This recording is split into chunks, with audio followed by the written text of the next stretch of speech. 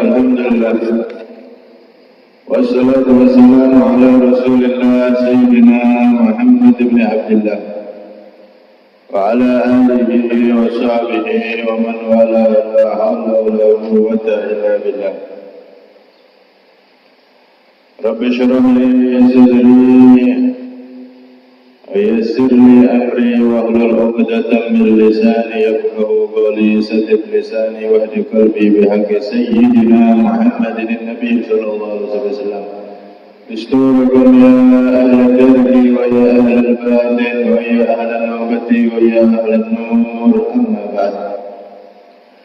Hadirin jamaah masjid Darus Salihin yang dirahmati oleh Allah Subhanahu wa taala. Alhamdulillah kita ditakdir oleh Allah Subhanahu wa taala untuk kembali bersama-sama beriktikaf di masjid ini dan juga bersama-sama mengkaji ilmunya Nabi sallallahu alaihi wasallam, yang mana setelah ibadah yang wajib maka tidak ada ibadah yang lebih besar daripada kita duduk di majelis ilmu.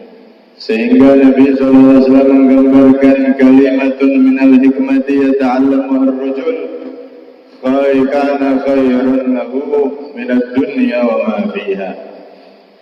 Satu kalimat, kata Nabi SAW, satu kalimat yang dari ilmunya Nabi Muhammad SAW jika dipelajari oleh seseorang, maka itu di sisi Allah jauh lebih besar, lebih agung, lebih mahal daripada dunia seisinya.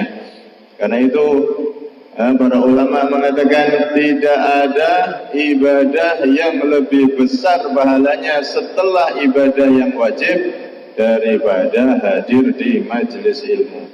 Karena itu kita bersyukur kepada Allah Subhanahu wa taala, alhamdulillahirabbil alamin, kita bisa diizinkan oleh Allah untuk sama-sama mengkaji ilmunya Nabi sallallahu alaihi wasallam yang begitu besar pahalanya dan kedudukannya di sisi Allah. Semoga ini tanda kita menjadi orang-orang yang dimuliakan oleh Allah dan kelak bisa berkumpul dengan Nabi termulia yang mempunyai ilmu, yaitu Nabi Muhammad sallallahu alaihi wasallam di surganya Allah. Amin Allahumma amin.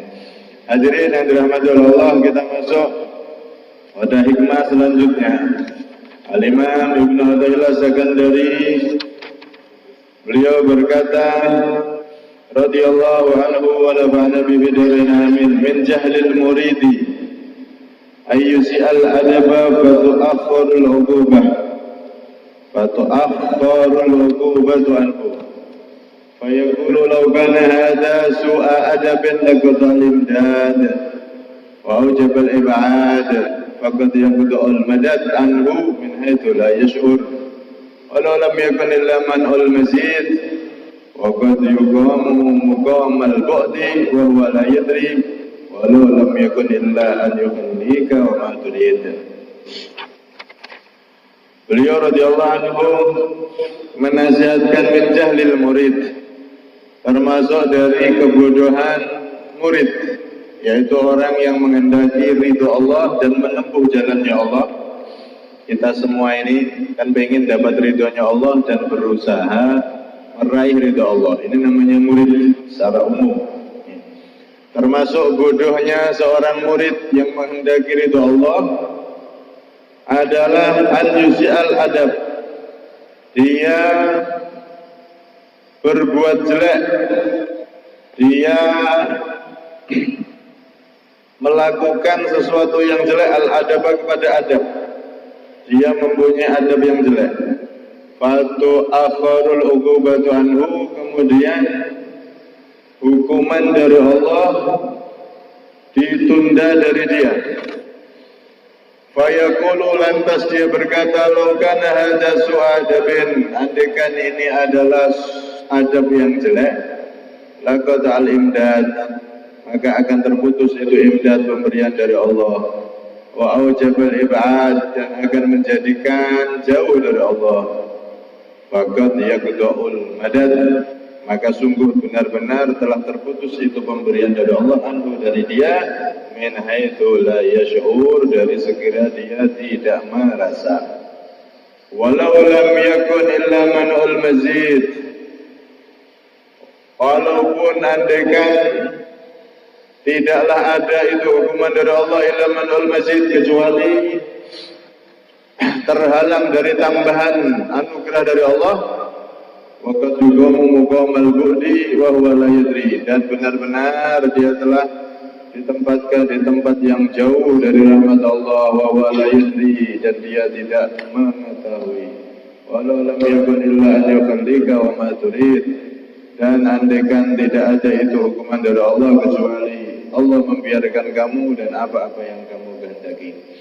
Hadirin yang dirahmati oleh Allah, di sini intisarinya, kalau ada seseorang yang menghendaki ridho Allah, kok dia itu su'ul adab, adabnya jelek, perilakunya jelek kepada Allah Subhanahu wa Ta'ala, maka satu antara dua, dia tidak akan ditambahi anugerah dari Allah,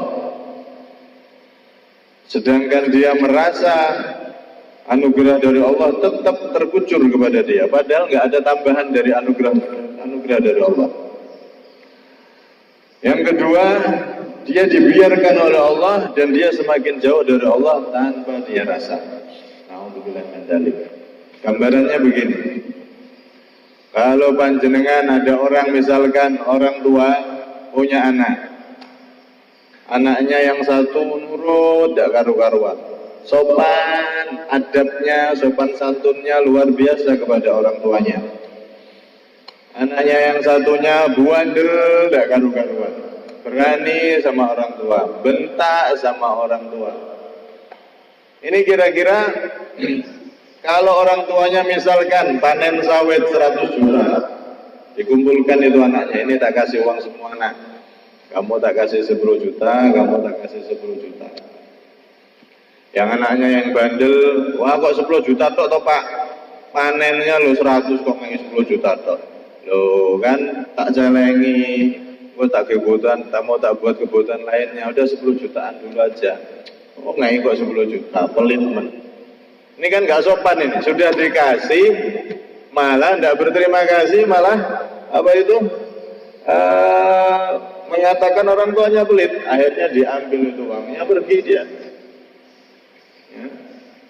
Sedangkan yang satunya nurut sama orang tuanya, kamu tak kasih ini, dibuat modal ya, dimanfaatkan, nurut. Nah ini nanti bisa jadi orang tuanya secara diam-diam tanpa diketahui oleh anak yang bandel tadi akan nambahi, tak tambahi, dia modal tenanan. Aja supaya dulurmu sitok iki, ya, dikasih uang malah tidak karu-karuan, dibuat apa tidak ada yang tahu. Otomatis seperti itu. Nah, sebetulnya si anak yang bandel itu sudah dapat hukuman, walaupun orang tuanya tidak marahi, tapi sebetulnya dia sudah dapat hukuman. Berupa apa? Nggak ada tambahan pemberian dan bimbingan dari orang tuanya. Orang tuanya sudah sebiarnya sudah sangel dikandani. Tidak ditambahi uangnya, juga tidak ditambahi dengan bimbingannya, nasihatnya. Kenapa? Karena dia tidak sopan, tidak punya sopan santun. Sedangkan yang satunya sopan sama orang tuanya, bisa ditambahi uang dan bisa ditambahi bimbingan. Nanti itu kamu gini-gini diarahkan, sehingga uangnya akan tambah manfaat dan berkah. Begitu pula hamba-hamba Allah ini, di antara hamba-hamba Allah ini ada yang sopan sama Allah, alias nurut sama Allah, taat sama Allah. Maka orang-orang seperti ini jelas Allah akan menambahkan anugerahnya setiap saatnya. Allah akan menambahkan cahaya dan hidayah setiap saatnya. Ada juga di antara hamba-hamba Allah ini kebalikannya, bandel, tidak sopan sama Allah. Ada yang terang-terangan nggak sopannya, nggak punya adabnya, yaitu dengan bermaksiat. Ada juga nggak sopannya karena kurang adab. Kalau hamba-hamba Allah yang nggak sopan sama Allah dengan maksiat, maka dia bisa kena hukuman, nanti bisa kena siksaan kalau dia tidak tobat.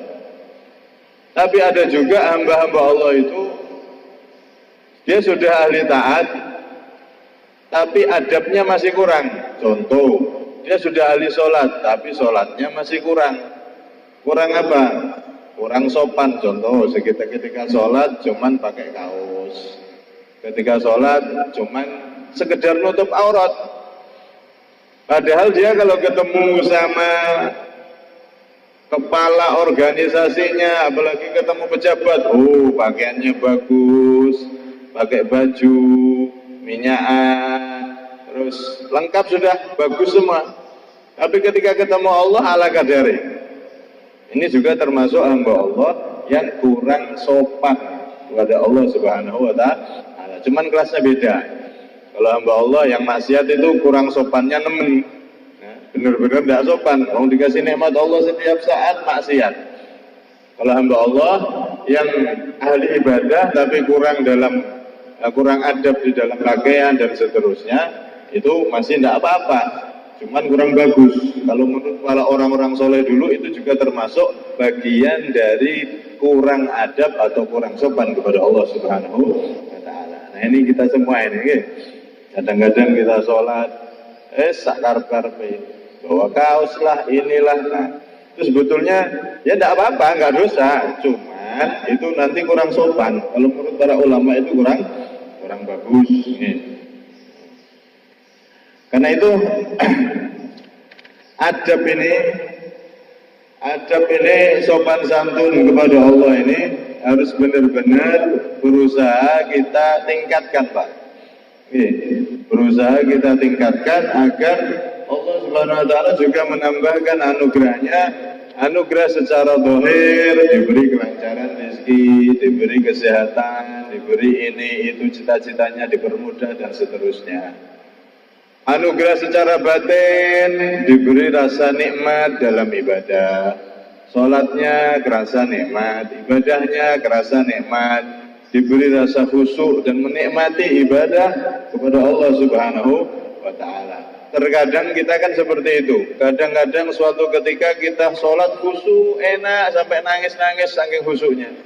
Apalagi kalau sudah di tengah malam, kadang-kadang kita merasakan nikmat ketika khusyuk sama Allah. Tapi juga kadang-kadang khusyuk itu hilang. Sholat itu beratnya ada kurang ngantuk, tidak ada rasa sama sekali.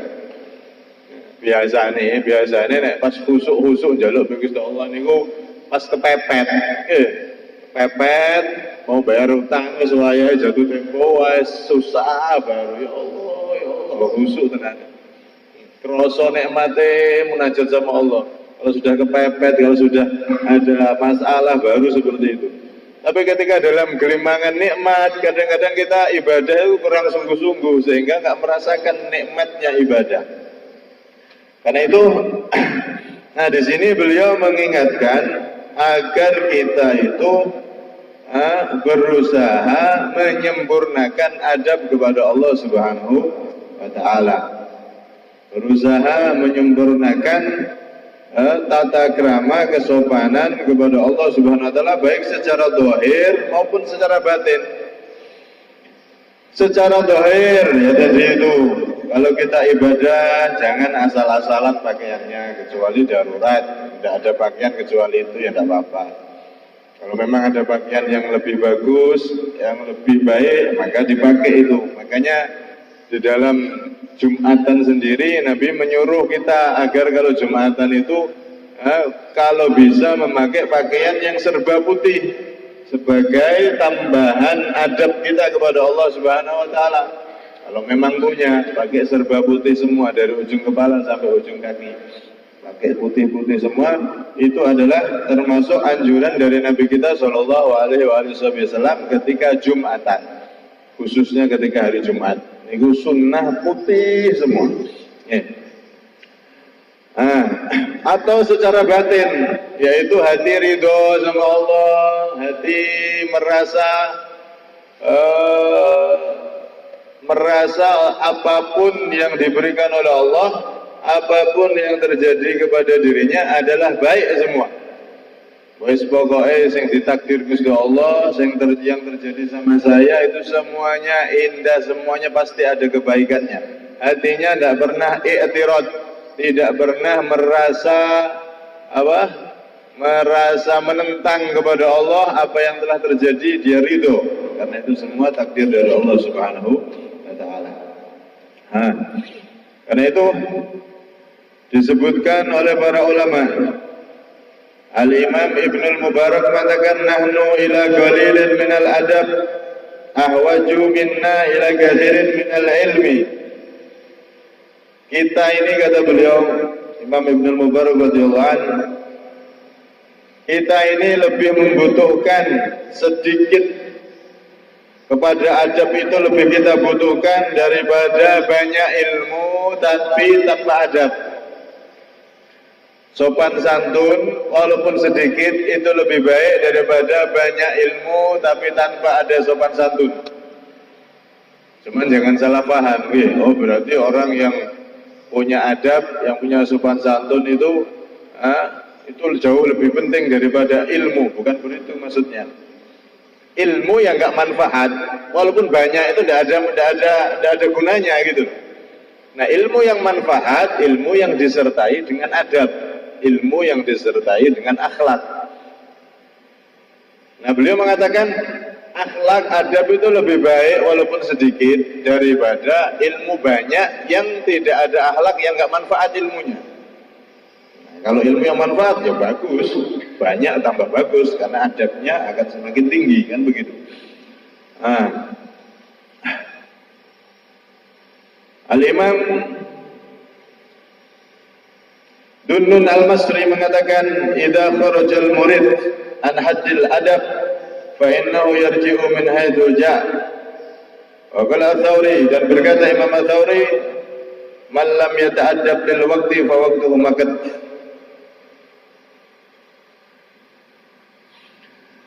Imam Ats-Tsauri, Imam Hasan Ats-Tsauri mengatakan, barang siapa yang tidak memakai adab di setiap waktunya, maka waktunya akan membuahkan kemurkaan dari Allah Subhanahu wa taala. Masyaallah, kalau kita lihat cerita-cerita orang dulu itu, saking adabnya sama Allah itu luar biasa, Pak. Ada di antara mereka itu tidak pernah mau bersandar, tidak pernah mau bersandar saat ibadah, saat berzikir, saat munajat kepada Allah Subhanahu wa taala. Seumur-umur beliau nggak pernah mau bersandar. Diceritakan, kana Ustaz Abu Ali Ad-Daqqaq, Imam Abu Ali Ad-Daqqaq, Imam Ad-Daqqaq ini beliau tidak pernah bersandar kepada satupun sandaran. Pernah suatu ketika perkumpulan besar, pengajian besar. Nah, di situ ada muridnya yang lihat beliau kelihatan capek gitu, dikasih sandaran. Di belakangnya dikasih bantal supaya beliau biar bersandar enak karena capek. Dilihat kelelahan. Akhirnya dikasih bantal itu, tapi ternyata beliau tetap duduk seperti biasa dan tidak mau bersandar sama sekali. Tidak mau bersandar sama sekali. Ini diantara orang-orang soleh zaman dulu. Ada juga namanya Imam Siri As-Sakoti. Imam Siri As-Sakoti ini beliau suatu ketika sholaitu al-isya'a wastaghaltu biwirdi lailatan minal layali wa madadtu rijli fil mihrab. Beliau bercerita, aku suatu ketika pernah sholat isya, kemudian aku baca wirid seperti wiridku biasanya. Setelah isya baca wirid, baca ini, baca itu, sebagaimana wirid beliau, kebiasaan beliau. Kemudian saat baca-baca wirid itu, kaki beliau julurkan ke arah kiblat, selujur. Awalnya bersila, kemudian karena capek atau gimana, selujur. Kakinya diselujurkan, diluruskan ke depan. Maka setelah itu beliau mendengar dibisikkan dalam hatinya, ya sirri hakadha tujalisul muluk. Wahai Siri As-Sakoti, apakah kalau kamu duduk di depan para raja di depan presiden, kamu berani duduk di depan presiden, kemudian kakimu kamu luruskan ke depan presiden. Kira-kira kamu berani tidak seperti itu? Ini bisikan dalam hati beliau. Kemudian baru beliau sadar, ya Allah, astagfirullah, saya ini sedang wirid. Wirid itu sedang membaca munajat kepada Allah Subhanahu wa Ta'ala. Akhirnya beliau baca istighfar, merasa salah, dan seumur hidup mulai saat itu enggak pernah beliau menjulurkan kakinya ke arah kiblat karena menghormati atau mentakdim, beradab kepada Allah Subhanahu wa Ta'ala. Masya Allah. Ya. Dikatakan oleh Imam Junaid ini salah satu muridnya Imam Siri As-Sakoti. Sampai-sampai diteliti sama Imam Junaid, Imam Siri As-Sakoti itu tidak pernah menselujurkan kakinya ke arah kiblat selama 60 tahun dari muda. Karena adabnya kepada Allah Subhanahu wa Ta'ala. Saking sopane kalau Gusti Allah tidak berani menselujurkan kakinya ke arah kiblat selama 60 tahun. Masya Allah. Ini adab-adab secara zahir. Adab-adab secara zahir. Ada juga sebagian ulama kalau mereka sudah masuk ke dalam masjid, mereka tidak berani bersandar di tembok-tembok masjid atau di tiang-tiang masjid. Kenapa? Karena saya menjaga kesopanan di rumahnya Allah Subhanahu wa Ta'ala. Sampai seperti itu. Nah, kita orang kan dereng sakit. Nah, capek ya sandar. Tapi mereka sampai seperti itu. Hal-hal yang sebetulnya nggak apa-apa. Sandar itu ya nggak apa-apa. Hukumnya ya nggak haram, nggak dosa. Boleh-boleh aja. Tapi karena sangat menghormatinya mereka kepada Allah, apalagi di dalam masjid, mereka nggak ada yang berani, orang-orang soleh dulu itu nggak ada yang mau bersandar ketika sudah di dalam masjidnya Allah Subhanahu wa Ta'ala. Masya Allah. Ada orang kan Al-Imam Syekh Abu Bakar bin Salim radhiyallahu anhu nabi. Itu beliau terkenal ulama, terkenal pemimpinnya para wali di zamannya. Para ulama, pemimpinnya para ulama di zamannya. Itu kalau duduk itu seperti tahiyat akhir, Pak. Setiap saatnya duduknya seperti tahiyat akhir. Mau ada tamu, ada orang nemuni tamu, atau pas ibadah, itu duduknya selalu seperti tahiyat akhir selama 40 tahun. Selesai sholat, ngaji, ataupun apapun, beliau duduknya selalu seperti tahiyat akhir ini. Maka ketika lihat seperti itu, ada orang penasaran, wahai imam, kenapa engkau duduknya kok seperti tahiyat akhir terus? Apa enggak capek jenengan? Enggak pernah sila. Sila kayak gini, pernah ngajar, duduknya sama seperti itu tahiyat akhir terus selama 40 tahun. Sampai yang lihat ini enggak tega. Panjenengan apa enggak capek kalau duduk setiap saatnya kok duduk pasti seperti itu posisinya? Maka apa jawab beliau? Ana abd ajlisu kama yajlisul abd. Kama qala radhiyallahu anhu. Aku ini kan budaknya Allah. Aku ini budak. Maka sudah selayaknya aku duduk seperti duduknya budak, seperti duduknya hamba yang sangat membutuhkan anugerah dari Allah Subhanahu wa Ta'ala. Masya Allah. Padahal beliau saat itu jadi pimpinannya para ulama, pimpinannya para aulia, dan beliau menjadi panutan di zamannya dan di daerahnya. Tapi merasa nggak punya apa-apa, bahkan merasa budak, duduknya aja tidak berani sila. Saking adabnya kepada Allah Subhanahu wa Ta'ala. Karena itu, ini potret mereka orang-orang soleh. Secara dohir adab mereka sempurna sekali. Secara batin hati mereka nggak pernah nggak ridho sama Allah. Apapun yang terjadi, ya itu yang terbaik. Sampai-sampai dikatakan